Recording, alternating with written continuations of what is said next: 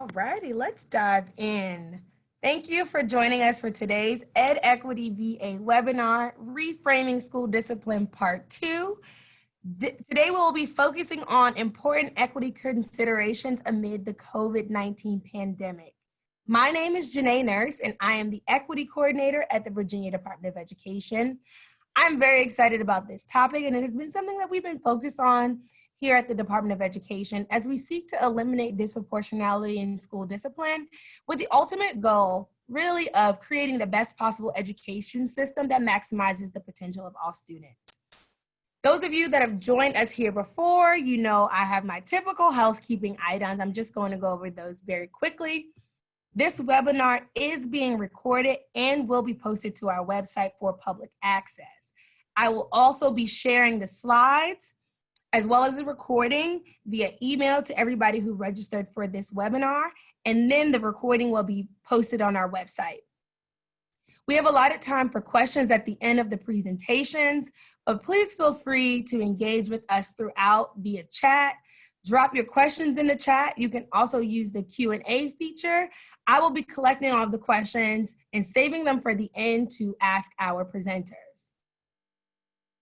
And now, of course, for the fun part, we're jumping right in today. We have our presenters, Ms. Rebecca Kahila, School Safety and Discipline Specialist at the Virginia Department of Education, and Mr. Brian Matbly, the Hanover County Hearing Officer. So we're gonna jump right into today's presentation. I'm very excited. So Rebecca, I'm going to stop sharing my screen to give you a chance to project your slide.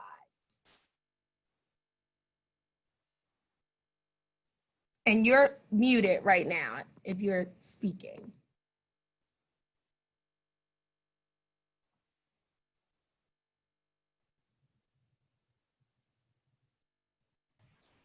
All right, so can you see which slides, what do you see?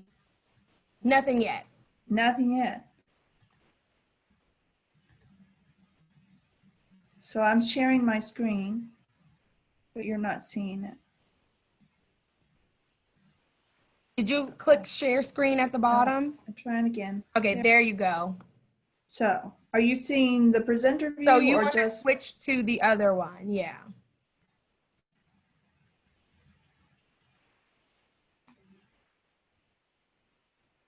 Sorry, you guys, give me a minute. It's okay. I think we're all living in this Zoom space these days, so. I am sharing, but I'm just So you'll want to go to the display settings at the top. Okay. And then you want to switch to swap. There we go. Is that right? That's right. All right, good. All right, thank you everybody for bearing with us. You know, we experience some technical difficulties sometimes, but there's nothing that we can't get through. So now we're gonna dive into our presentation. All right, thanks, Janae. So we are doing things now during a pandemic and during heightened social change, and we're living in a whole new world. And so I think just the last few minutes are an example of how adaptable we all have to be in this whole new world. And planning for and developing division and school-wide positive and preventative school disciplinary practices is always a priority for school divisions.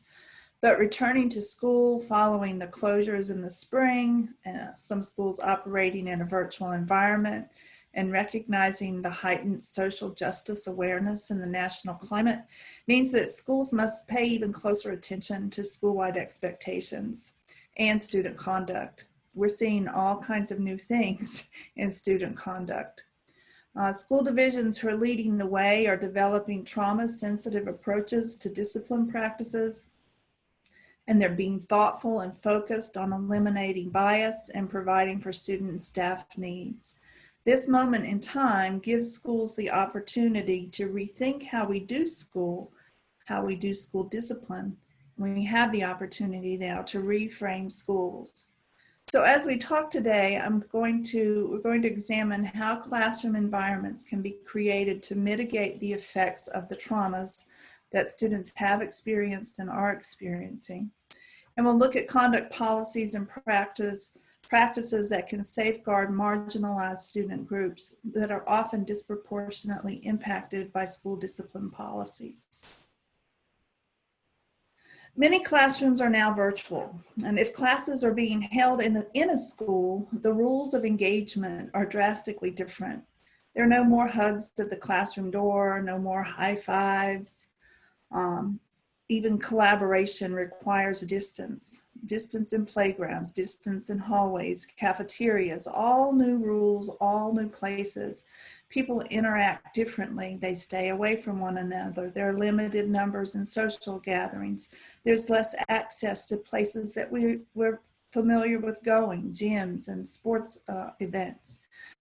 The list goes on and on. There's an invisible monster out there. And I say monster because that's what my grandson, Griffin, who is 3, has described COVID-19 as. He calls him a monster, and he says he, meaning COVID, is a bad guy. He says, we have to wear a mask, Grandma, so he won't see us. Almost everyone in this nation is dealing with some level of trauma related to the pandemic. And for children who are already experiencing trauma, access to resources and to people who could help is much less available than ever before. The cry for social change and social justice is also louder and more visible. The murder of George Floyd and other events has raised awareness of social injustice in our systems, not just in policing, but also in schools and healthcare and mental health care. And job and healthcare and income inequalities are even more apparent. So while the toilet paper shortage seems to have abated, other fears about access to food, to medicine, to testing, to a vaccine are all with us on a daily basis. But schools are one place where we can begin to safeguard our children and keep the figurative monster at bay if we are thoughtful about the climate that we create. Whether that climate is online or in a physical space, we can create safe spaces where each student is able to learn and access resources for students and families during this time. A survey done by America's Promise Alliance to measure the state of young people during the COVID-19 pandemic, and this was a survey of high school students, found that 92% are participating in online learning, but 78% are spending 4 hours or less engaged in learning. They also expressed levels of concern about the present, the future, and their overall health and well-being. About 30% report feeling more unhappy or more depressed. And about 29% say they don't feel connected to school adults, their classmates, or the school community. So these findings are important as we return to school, often in a virtual setting, at least some of the time. We need to ask ourselves questions about how can we ensure students are learning and developing socially and emotionally. What behaviors might interfere with their ability to do so in this new school? And how can we respond to behaviors in ways that support those students and keep them learning and developing? That survey indicates that taken together, these findings suggest that students are experiencing a collective trauma and that they and their families would benefit from immediate and ongoing support for basic needs, physical and mental health, and learning opportunities. And without that support, this moment in time is likely to have lasting negative effects for this cohort of high school students.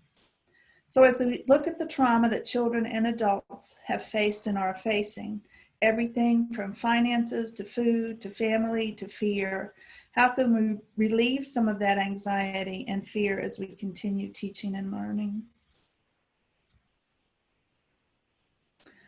The Virginia Board of Education's Model Guidance for Student Conduct Policy proposes that reframing school discipline requires that we change our mindset, how we think about things. And the current state of our national climate and the impact of the pandemic provide us with that opportunity to change our mindset. First, we need to see that we have opportunities in this new kind of school. Virtual learning, smaller class sizes gives us some of those opportunities, and I've listed some on the screen. Take a minute in the chat and add your own, thinking about your mindset and how you're looking for opportunities and ways to improve instruction and ways to connect with children, and share some of the ideas that you may have come up with. We do have, I think, opportunities to individualize learning. I've worked myself with some of the online learning tools, some programs to do some professional development, and I found ways to actually be better about individualized instruction. We can develop independence in our learners in this new setting. We can have them apply to learning to daily life. We've definitely built technological capacity and our ability to reach students through technology. And we can now reframe how we approach school discipline, and Brian's going to talk some more about that in a little while. So what should a reframe school environment that includes the virtual classroom look like? Well, the World Health Organization says that that environment should be warm, friendly, and rewarding. And being warm, friendly, and rewarding promotes cooperation rather than competition, facilitates supportive, open communication, views the provision of creative opportunities as important, and prevents physical punishment, bullying, harassment, and violence. So doing that in a virtual classroom or a socially distanced classroom requires that we call upon what we know about supportive environments and that we find new ways to create that classroom. We also know that educational equity in this new virtual or socially distant world will be challenging. The department's definition of educational equity is on the screen. It says equity is achieved when we eliminate the predictability of student outcomes based on race, gender, zip code, ability, socioeconomic status, or languages spoken at home. We can achieve educational equity by ensuring that each student has the resources that he or she needs to be successful, and that each student has educational opportunities that are aligned to that student's needs. So what do children and adults need from schools? Well, we all need supportive relationships. We often think that as adults, we have social emotional skills, but in reality, we never actually have them. We are always developing them. And in this new world, we have the opportunity to develop new skills as we help students do the same. We're all developing the skills of self-awareness, self-management, social awareness, relationships, and responsible decision-making. And we're doing it in new spaces and new places. As life changes and brings us these new challenges and new ways of thinking, these social emotional learning skills come into play for all of us, for adults and for students. We can teach students explicit skills and support their development while we ourselves also grow in our understanding of social emotional learning. And it is very important that we be engaged with that now. Children and adults also need to feel comfortable. If you're like me, this setting is a little uncomfortable. I don't like looking at myself while I talk, but we have many other ways that we need to think about helping students feel comfortable. And that means being valued, knowing that you have something to contribute and that the teachings of your ancestors and your culture are valued and have merit and are understood by those around you. So I used to teach high school English, and I had a mantra that I learned, and I had my students repeat every day at the beginning of class. And I think it's doing things like this that helps students feel comfortable. So what I would say is, I am a valuable person, and then they would say the same. So you can go ahead and say, I am a valuable person. I have dignity and worth. And then you would say, I have dignity and worth. And what I do makes a difference. And then you would repeat, what I do makes a difference. And having that kind of setting at the beginning of class and engaging students virtually or in person in that kind of switching mindsets is very important to helping everyone feel comfortable in that environment. It also helps develop a sense of value, a sense of dignity, and a sense of worth. And doing those things helps us all have hope. So I come to this meeting that we're having today, or to my classroom every day, with hope. And I share my hope with you that what we do here today will make a difference. And so even in this pandemic, meeting needs remains at the center of teaching and learning, and having these kinds of relationships and this kind of support, even in a virtual environment, is really critical.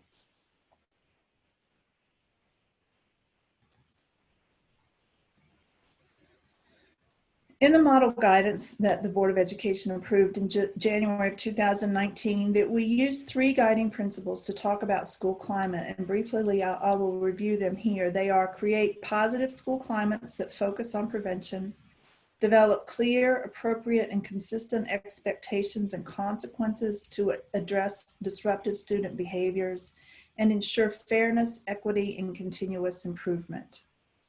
Well, how can you do that? In Virginia, we do that through the Virginia tiered systems of supports. In VTSS, coaches work with school division leadership, and Dr. Maltby, Brian, who you see on your screen, in Hanover County is a VTSS school division. And his and another 60 or so school divisions in Virginia participate in VTSS. Those leadership teams establish a framework through data-informed decision-making to select and monitor evidence-based practices to address challenges specific to the school division or school-based teams.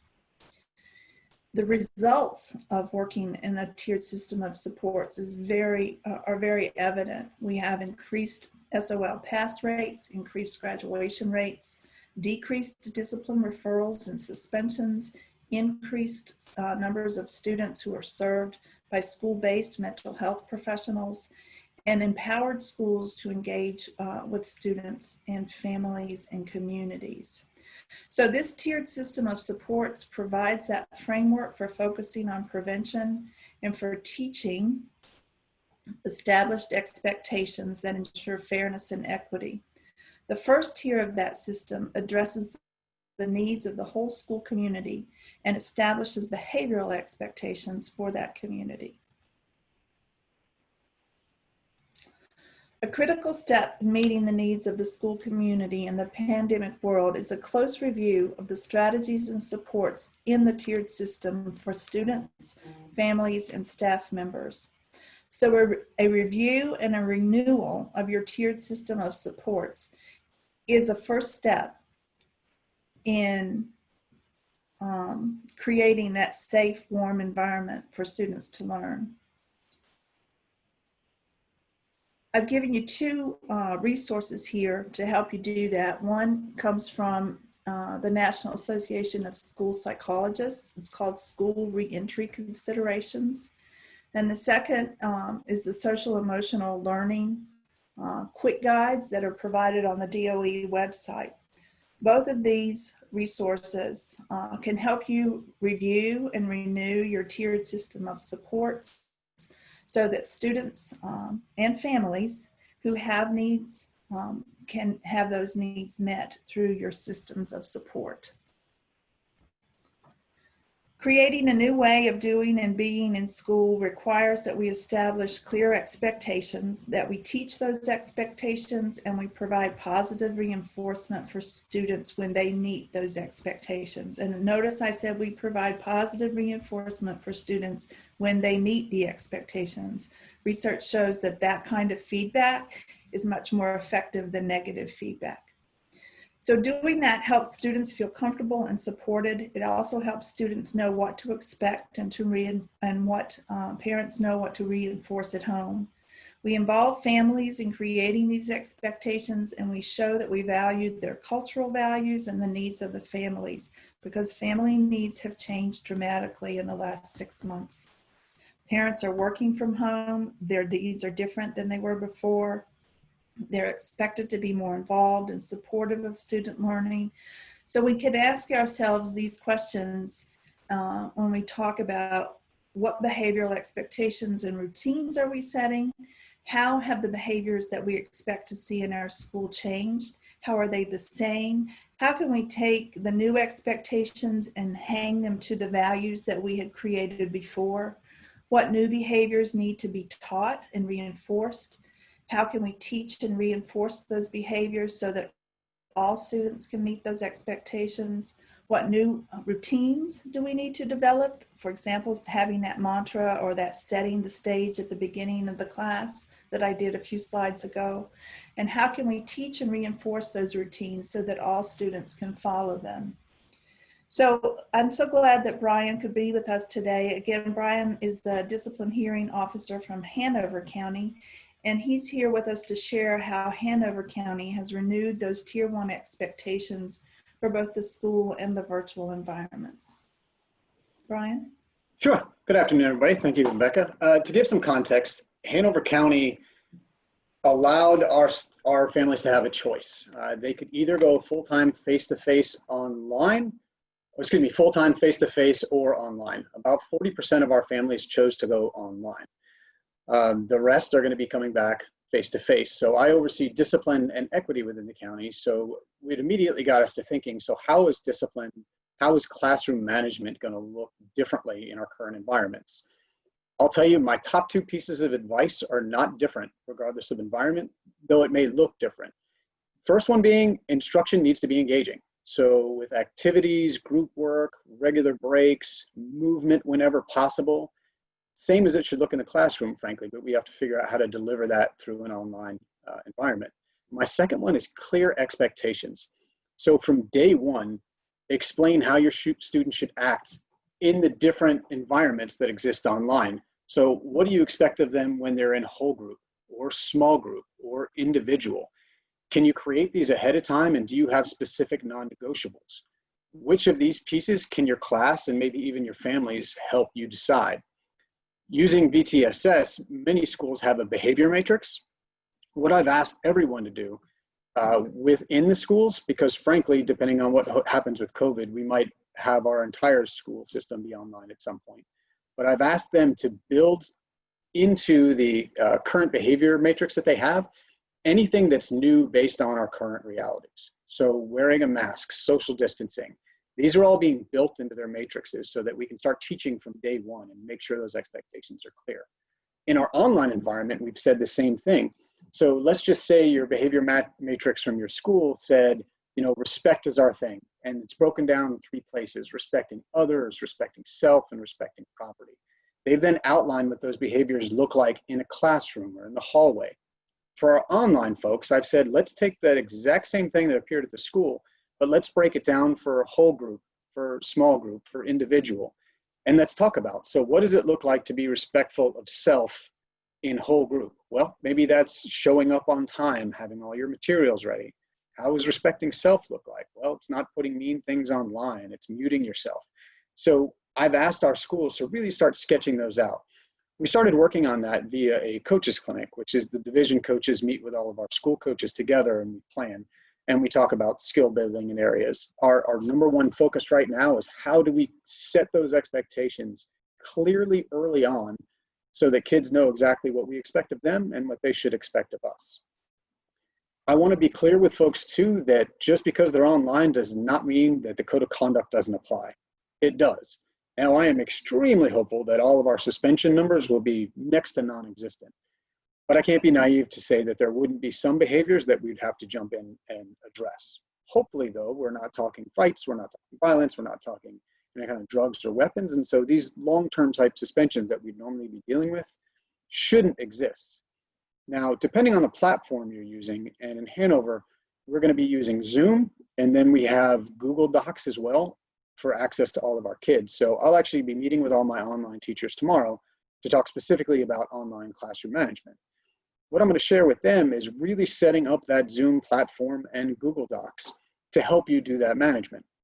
So when you're in Zoom, you can set it up ahead of time so that you can mute folks, so that you can take away their camera, so that you can put them in a waiting room. I have shared with folks, if a particular student is misbehaving, then you can put kids in breakout groups and put an individual in a breakout group by themselves, and then you can leave to address that kid in that breakout group. So you're just talking to that person and you can spare the dignity as if you were taking somebody in the hallway. It doesn't have to be in front of the class. You know, if you're witnessing something behind you that kid has no control of, we're not going to be disciplining kids for things that are completely out of their control, what's happening in the background with the parents. We can ask them simply to adjust the camera. I would say to our teachers as well, you know, make sure that your camera is set up in an environment that is free of distractions, that's professional, that has aids, you know, instructional things in the background, that you're modeling the behavior that you expect of your kids. So a question I would have for you guys, and I'll share some examples, is how would you plan on monitoring instruction when students are in small group settings, knowing that if you're in online, you can only be in one of them at a time? So if you could just post in chat for me, how will you monitor online instruction when students are in breakout groups and you can only be in one of those groups? I'd love to hear some of your thoughts, or at least see them.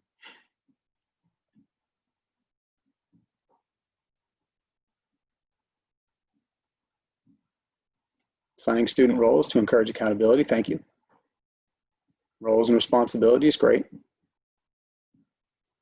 So keep them coming. What I'll share with you, one of the ways I think is great is when you set kids into these breakout groups, using Google Docs or Google Slides, if you split your screen, or if you're fortunate enough to have two monitors, what you can do is, as you put your kids in the breakout groups, let's say you have 4 groups of 5, you're able to bounce in one and view that one real time. What I would then do is either via Google Docs or Google Slides, split your screen or have it open on another monitor so that you can see in real time what kids are doing.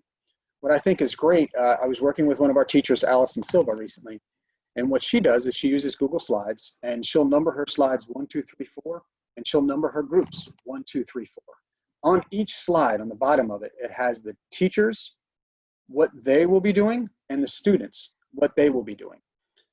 Then she can see group 1 in real time, what are they doing on that Google slide? Group 2, she can monitor all 4 groups, even though she's only present in group 1, or frankly not in present of any of them while she's working on preparing things. So I want to thank her for that. I'm seeing a ton of ideas here. I love the idea of making your kids leaders of that group and trusting them to get some work done. And that's, again, things that you'll set up as you're preparing the expectations for that group. So make sure, again, that what you're doing early on is really creating great instruction, setting those expectations clear, modeling that behavior. Part of those expectations are too, you know, we're in a new world, but we still expect you to behave with respect of self, others, and property. So let's be good to one another and make the best of this. Hopefully within a short time, we'll be back together. So thank you guys for your moment. I'll be back with you in a few slides. Thanks, Rebecca. Thank you, Brian. I always like to bring real world to what I'm doing or talking about. And those are great examples. Thanks.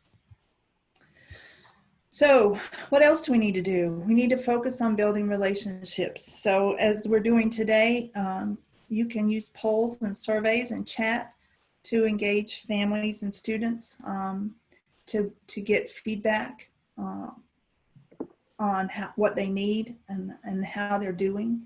You can ask how that learning environment can support the family needs, what times you're setting up the learning, when are students available. You know, there are 5 kids in the household and they all have to be online or at the same time. Does the internet support that? You know, you need to ask lots of questions of families and find out what they need and how you can support them in the virtual world. And also if you're doing face-to-face instruction. need daily check-ins with students, whether they're online or not. There are so many mechanisms you can use to check in with them daily. Remember that survey that I shared with you earlier says that students are not feeling connected to their classmates, and they're not feeling connected to the adults in the schools. And so finding ways to develop those connections and build those is really important, because learning is attached to feelings and is attached to connectedness. So take time to engage with students early on, to engage with their families. You can have an online family meeting. Assess students' social emotional development. Are they self-aware? Can they self-manage? Do they need instruction in how to organize themselves? What do they need to know about how to interact with one another in a virtual setting or in a socially distanced setting? And teach them how to do those things. And we have to learn those things, many of those things as well. Embed social emotional learning in your academic subjects. Embed what kids are learning into their daily lives at home. Teach them the skills of using the calendar, of setting learning goals, of measuring their own progress. Develop in them that independence and that mastery of making them self-learners and lifelong learners. This is an opportunity for us to do that. Again, I've given you a couple of resources here.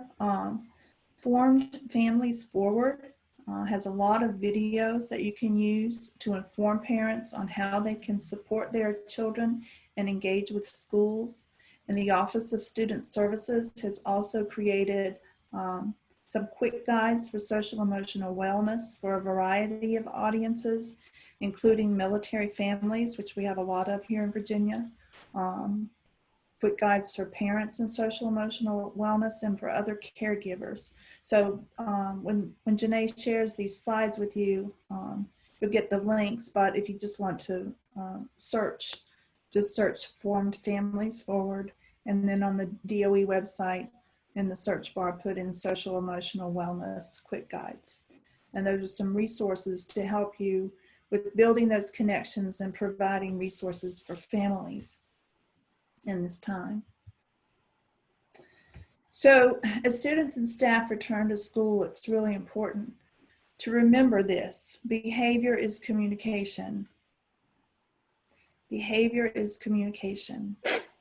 And understanding what the behavior is communicating is more important now than ever, because of all the impacts that we've had on children's and adults' lives.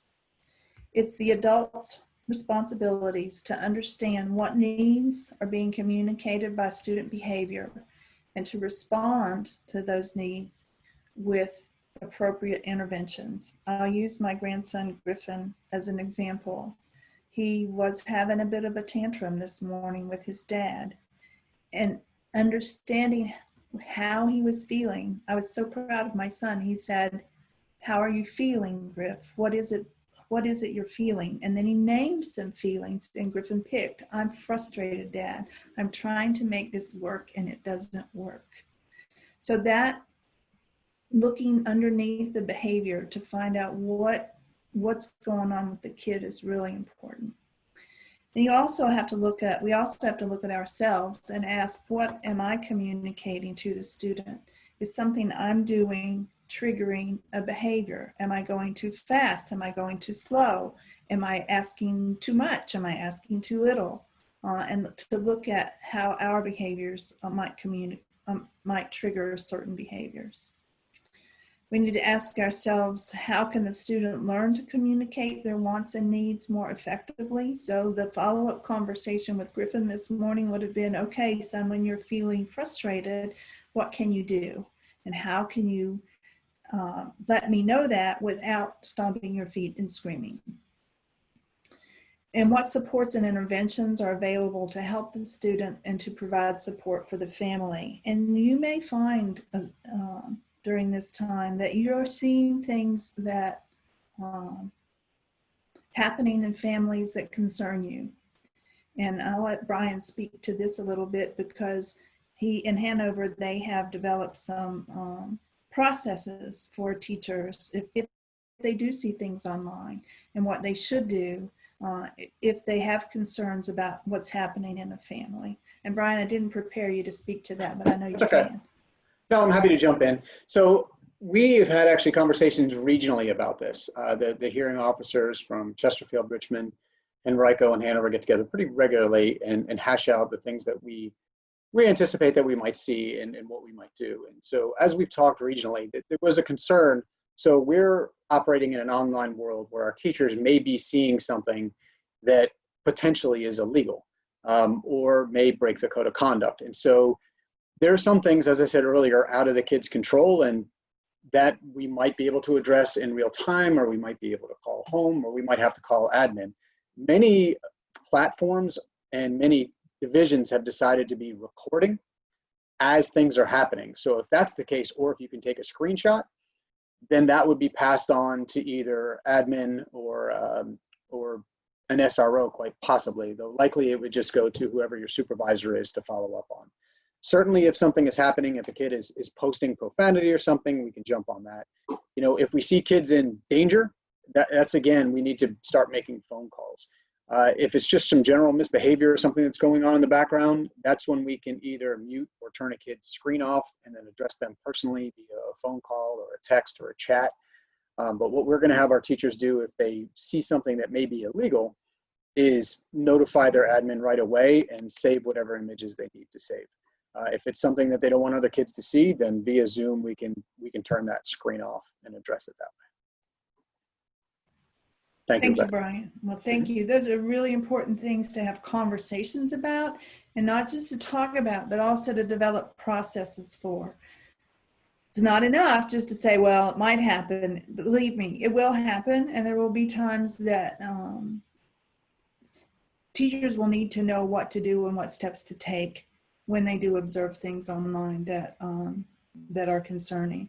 And it's important to think about, okay, what interventions and supports can we put in place in order to address those? So what kind of relationships do we have with the Community Services Board? What connections does the school division have with social services? What connections does the school division have with the police department? What's the MOU say? And what other child serving agencies are in the community that can be of service or of help? Where are the food banks? You know, if somebody's hungry, where are the food banks? And where are those resources that families may need during this time that schools can provide links to? So thinking about those things ahead of time is really important, and important to be trauma sensitive. Again, remember, everybody in this pandemic has experienced some level of trauma.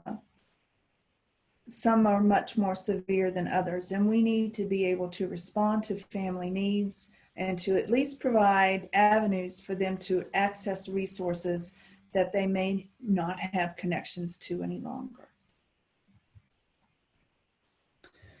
The other thing we need to do is ensure fairness, equity, and continuous improvements. And to do that, schools should avoid excluding students from instruction.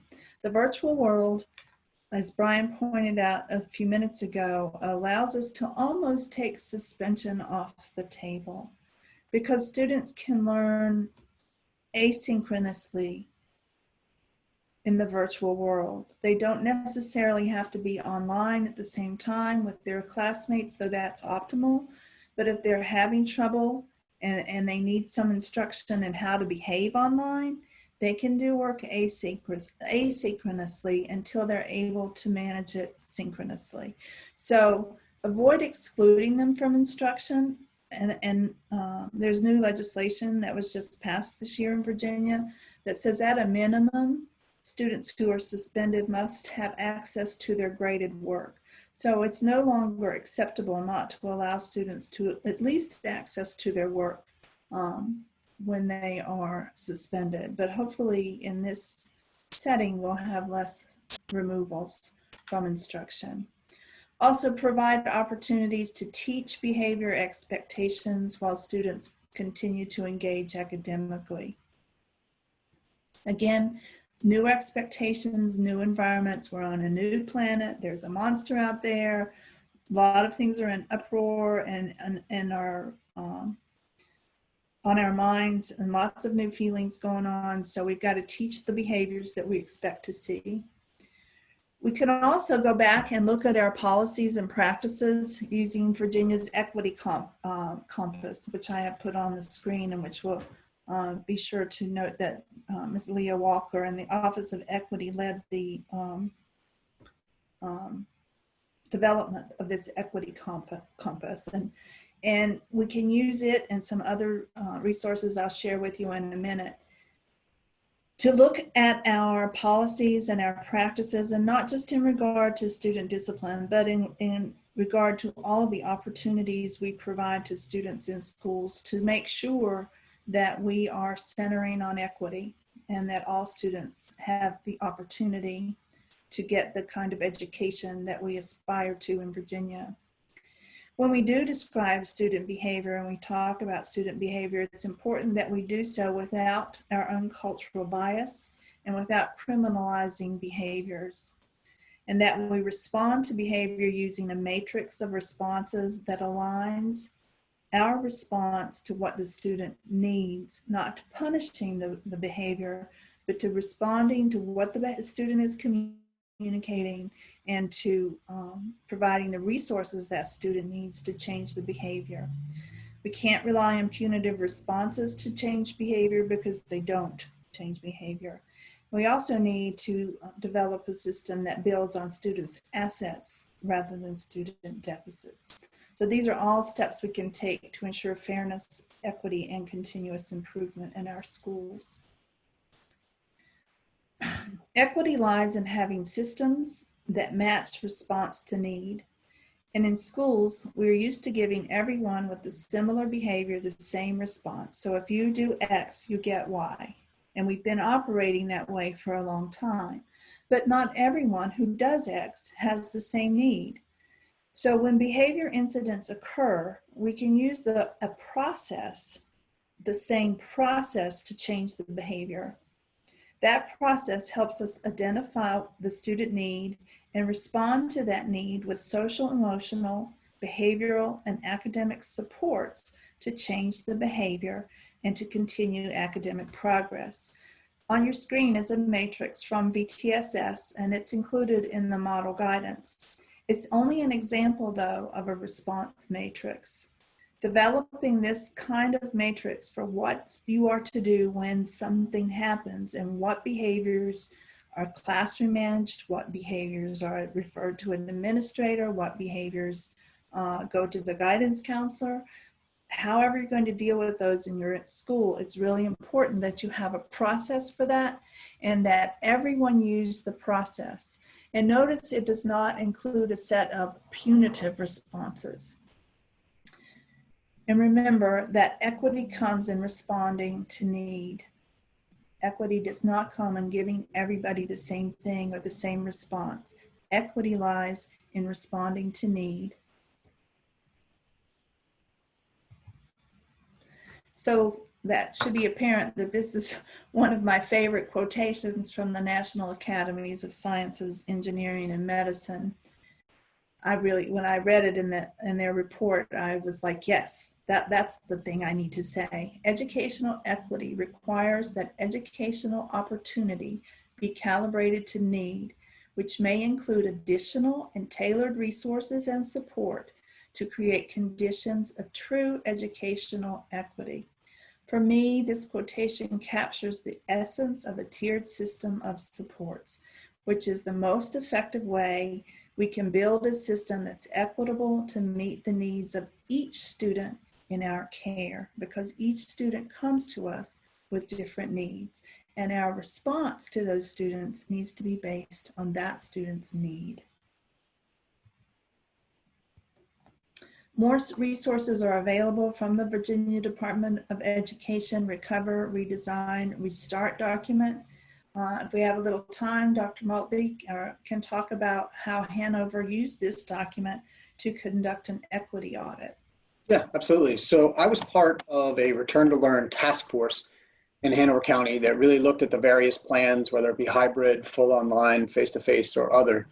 And I ran within that a subcommittee that was an equity task force. And we really worked through all the main equity issues to figure out through each of those plans to figure out what we might encounter, or in fact, what we might create, depending on what plan we went to. And really started to prioritize, technology, transportation, food, instruction, and made sure that we're going to be able to deliver equitably for all of our students.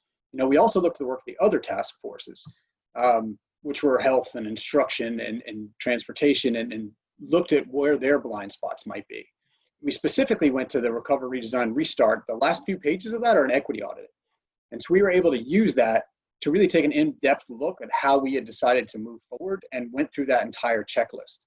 This was presented to our school board, and it's now actually published on our website, where you can go see exactly how we use that audit to check off the things that we thought we were doing, the things that we needed some growth in. And frankly, we were able to create a number of goals that are now part of our plan moving forward. So we recommended the establishment of a racial equity task force, placing a real high priority on SEL, not only for our students, but also for our teachers and our faculty members, making sure everybody was in the right state of mind to return to school and to be able to work with kids who undoubtedly have experienced all types of traumas as a result of this. We are looking at evaluating our instruction through a racial equity lens. And so there's a whole number of things that we work through. Thankfully, as a result of using the equity audit within this, that we were able to really focus on a number of things that, as I said, are now printed on our website so that anyone can access and hold us accountable, frankly. Thanks, Rebecca. Thank you, Brian. So that's about it. There's a lot we've covered today, and a lot of general things. I'm ready to take questions today if you want to facilitate that, or to share out some of the responses that we got to Absolutely. some of our questions. I will And share thank you all our so much. contacts there. Thank you all so much for this presentation. Just to reiterate, that equity audit did come out of the Office of Equity and Community Engagement here at DOE, and it is included in the Redesign Restart plan for returning to school, so do check that out. We do have a couple of questions here. This one in particular is related to SPED and some of the special considerations for students with IEPs and 504 plans. So for students with IEPs and 504 plans in a virtual learning space, how do teachers provide services to those students in particular, taking into consideration some of the, some of the accommodations that students might need for behavior after sitting for extended periods of time? Yeah, so frankly, that's going to be tough, and we're all going to be working through that together. And I don't mind saying that I don't think any of us have all those answers yet, because it's an entirely new environment for us.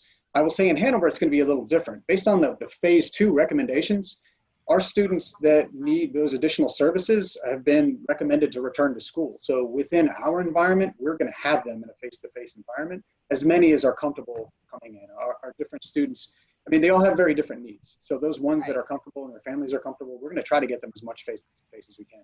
All of our students will continue working with case managers who are going to have to work with those individual students to figure out what's best for them and for their families. And so I think a lot of them are going to end up probably getting some, versus the traditional, you're going to have to sit in this class for a long period of time. What I'm hearing from a lot of divisions is they'll be recording their lessons, and kids can return to them at a later time. So that if they get tired right now and they need to step away and take a break, return hours later, okay, well then maybe we can set up a non-traditional time of like 5 to 6 to sit down together that evening and to really work through things. It's going to take a real coordination between the case manager and the teacher and the parents to really figure out what's best for those kids. Thank you, Brian. So I hope sharing my screen again. Yes, if I you got are. it right. Okay, good. So I do want to point you to the Department of Education website. This restart document has a lot of guidance for that. Also, if you go to the special education website. You will be able to get a lot of information there. And the Office of Special Education and Student Services has put out lots and lots of guidance for students with special needs. And so what families need to know, some facts, some frequently asked questions, lots and lots of resources are here. So I encourage you to visit that website and to look for resources there. And somebody asked a question about all of these resources being available through VDOE. So the specific resources that Rebecca included in this slide presentation, I will email that to everybody who registered for this webinar. Now, if you have a colleague that's not here today and they would like access to it, you can send them to me. They can email me and I can get that to them. We unfortunately do not post the slides on our website, but the recording will be there. And the Return to Learning Guide, that is also on the VDOE website. So in just a second, I'll drop a link into the chat where you can access that. This next question that I have, could you talk about some specific discipline policies that might need to be considered or reconsidered when adjusting for student cultural identities and beliefs? So for example, girls and dress code. Yeah. So are there other things that need to be considered, maybe things that don't immediately come to mind that in your experience are important to think about? Yes, there are lots of things that are important to think about. And actually we are beginning to be engaged in that work. My colleague who's doing a webinar later on this month on being trauma sensitive, Gwen from the Office of Student Services. She has actually been working on some dress code policies regarding the LGBTQ community. And so we are also starting to talk about and develop some guidance around dress policies. We know that they need to be free from cultural bias and that that students need to be able to come to school. Remember that word I used before, comfortable. They need to be comfortable and they need to be allowed to express themselves. As you know, especially teenagers, middle schools, kids and high school kids, they are all into self-expression and we don't want to stop them from doing that. So dress codes are very, very sensitive at this time. They need to be considered locally. We can provide some guidance, some sort of do's and don'ts at the state level that we're working on, but it's really about community, and it's about communities coming together and talking with one another about how we're going to treat each other and what latitudes we're going to allow in our dress code. And when it's developed locally and when it's a community involved activity of creating that dress code, then you get people who are willing to follow the dress code. But this hands down coming from the state ordering what you can and can't wear to schools, that's not going to happen. We will give some guidance and we are in the process of working on that. But my advice is to develop a community group that includes all of your stakeholders, including students and parents from the diverse members of the community, to start talking about what is it to be comfortable in school so that I can learn and I won't distract others. And I'll jump in if I can for a second, Rebecca. Of course, divisions really write their own based on their community needs, though there are some consistencies. And the laws did change this year so that we are non-discriminatory and it's written, especially when we're talking about headgear for cultural or religious reasons. So that's going to look different. And I've had long conversations with all of the admin in my community about what that's going to look like. I think it's important too, when we're setting those expectations early, when we're having conversations with our class, you know, they may come to class looking differently than they would have, you know, online than they would have face-to-face. And so we need to have a talk about what our expectations are and make sure that's clear from the beginning. One of the other things, go ahead. Oh, sorry, Brian, didn't want to, no, continue.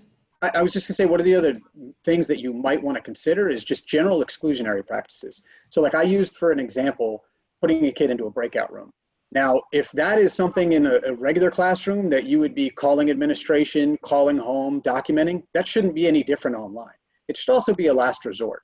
When I talk about doing something like that, pulling a kid into a breakout room, it's meant to preserve their dignity and to have a private conversation. It is not meant to stick them in there and leave them in there because we don't have ISS or in-school suspension as an alternative. We really want to be focused on keeping kids getting instruction as much as humanly possible and for excluding them, as little as we can. So I think it's really important that if we're sticking a kid in a breakout room, it's so that we can have an individual conversation and then we bring them right back. It's not that we want to leave kids there for any period of time. If we are going to have to, they're probably going to have to be removed from class entirely. We call home, again, monitor, use your administrators and the parents to make sure that we make a connection with that kid and figure out what's the context of this particular issue so that we can work with them on making sure we improve it. So really limiting those practices, but Zoom does allow us to still have private conversations, which is what I specifically want to highlight. And I think that's an important question. I'm glad that somebody asked that. I think that especially in this virtual space, with kids being in their homes, it's going to be a challenge to navigate, and it's something that's certainly going to have to be discussed at the beginning so that there, is just some type of uniform protocol along the way. So let's see. You actually answered another question that we had, Brian, about the implications of putting students into those individual breakout rooms. Let's see if we have anything else. So I see that the question was added onto, are there other policies besides dress codes that should be addressed? And I'm going to say yes, all of them. Because the way that we behave, I was raised as a hillbilly in Southwestern Virginia. And the way I learned to behave was as a young person was very much based in my culture. And so what I thought of as being respectful is not the same that the teacher I had for English, who I can still remember her, who came from a very urban environment, her definition of respect and mine were not the same. So when we're talking about student behavior, we always are talking about communication and what they've learned in their cultural context. So I've put up on the screen again the student support and conduct page on the Department of Education website where the model guidance is. And that guidance for student conduct talks about setting behavior standards that are culturally appropriate. And we look at behavior not just through what did the kid do, but what was the harm caused. So we use a lot of restorative justice questions to address behavior, and we also try to look at behavior through a social emotional learning context. So if you have questions about how to align your policies with and your expectations and making them culturally relevant, there's some guidance in that document. And Rebecca, I actually have a question. Could you speak a little bit about some of the data that we already have collected and that we have analyzed about the disproportionality in student discipline and some of the things that we probably should be keeping in mind? Mm-hmm. So in Virginia, our data is really clear. While we are suspending students for minor discipline infractions, those D codes. That's where most of the suspensions lie. We suspend Black students about 3 times more often than we do white students. We suspend students with disabilities 2 to 3 times more often than we do students without a specific disability. We also, it's interesting and sad, we're beginning to suspend Black girls in some school divisions much more often than we do their male counterparts. And so then we exponentially are suspending Black girls more often like, I don't know, it's almost close to 4 times, I think, as often as we do white students. So we have a serious disproportionality problem that we really need to look at closely. And it lies partly in how we describe behavior and how we define behavior. So in the model guidance, we have new definitions of behaviors and those behaviors are sorted by the questions, what harm was caused. We also have to start responding to behavior as communication. So that's critical. When a student does something that you feel is disrespectful, disruptive, whatever label you want to put on that behavior, it's figuring out what's going on with the kid. Is it a culturally appropriate response for that student? Is it a response that is communicating some need? And how can I respond to the behavior as the adult so that we can come together and figure out and fix the problem and communicate more effectively? So the model guidance outlines a lot of these things, and school divisions who have embraced this guidance have also are finding some success with it. So again, I'm going to point to you on this same webpage, these 2 videos. There are 2 webinars there. One that reviews just the underlying philosophy of the model guidance, which includes equity, Janae.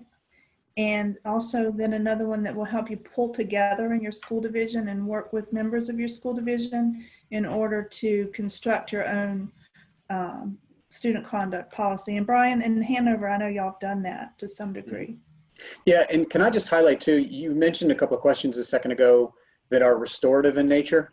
And we do a lot of work in Hanover that I have embedded specifically in discipline hearings, but I'm working with all my teachers and administrators when we're working with kids to stop saying, what did you do? And to start saying what happened, to start asking them what harm did they cause other people and how can we repair that harm? And then to actually creating plans to rebuild relationships. So it's not just about what did you do, getting some facts and suspending them. It's really about understanding context and getting a better sense of how we can heal the harm that was caused and hopefully correct that behavior moving forward. So those are great ways, I think, to start to work with discipline. It looks like I have one more question here. I'm not sure what is trying to be said. I got it.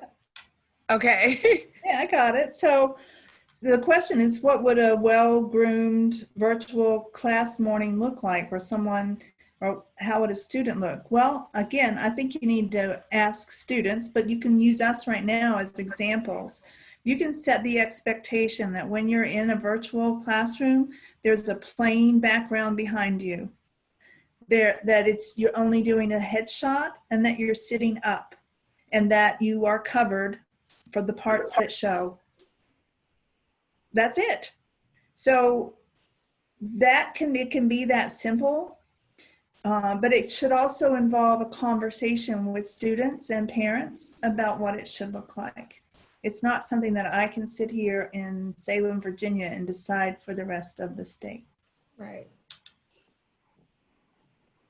I think that was a great answer. Let's see. I want to make sure I'm getting everybody's questions. If you have a question that you asked earlier, it is a possibility that it got lost in the chat. If you don't mind dropping it in again, I want to make sure I cover everyone.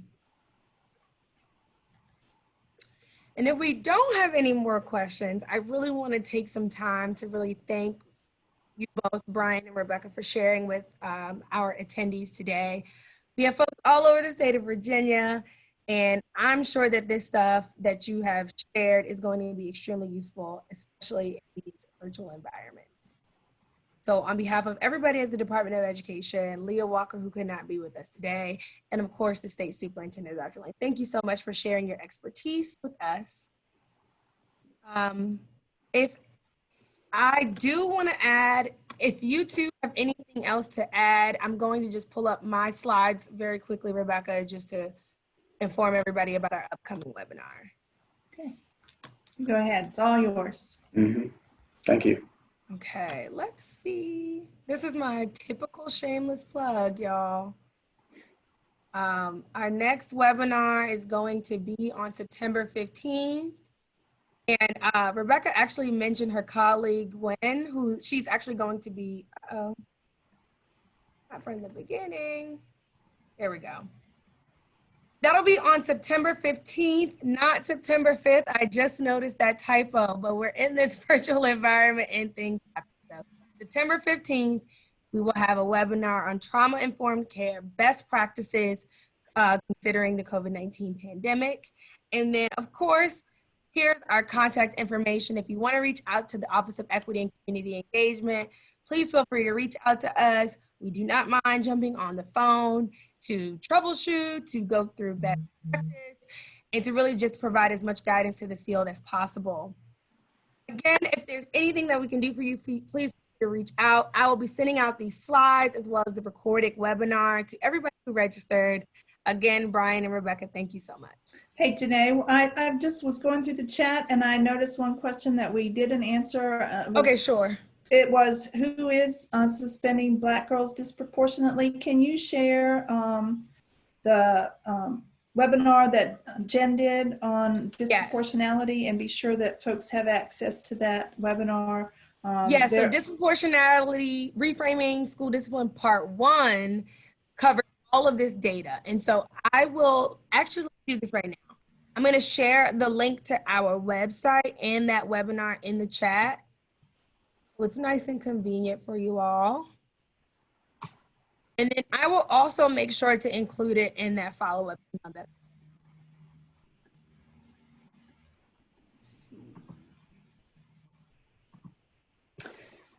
Yeah, there's frankly so much we're going to be navigating right now.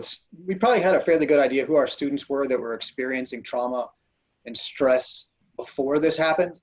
But since this has happened, between COVID and the racial unrest and the impending presidential election, there's so much going on with kids that was different than before, that we really need to be sensitive to their needs and to really have a strong sense of how we can both empower and support our kids emotionally.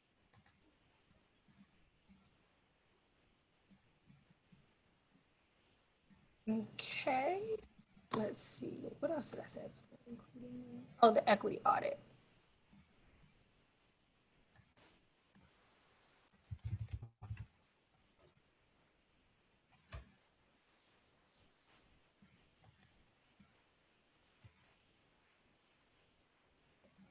One more resource. There's a couple other questions have come up around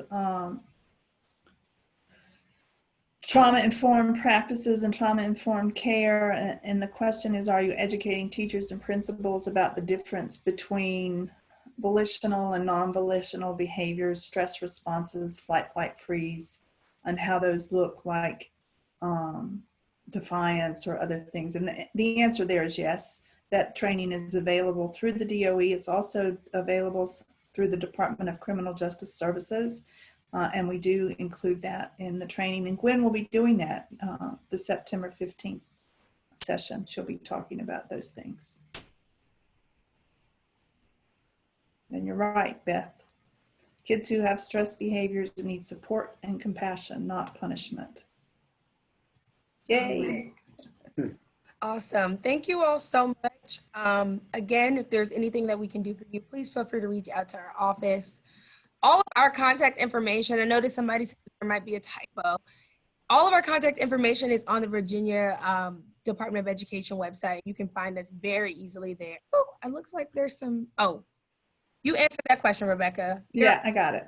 Okay, perfect. Okay, thank you so much, everybody, for joining us. I can't wait to see you all for our next one on September 15th. Please register for that. And we'll see you next time. All right. Thanks. Bye-bye. Have a good one, everyone. Thank you. Thank you, Brian. Thank y'all.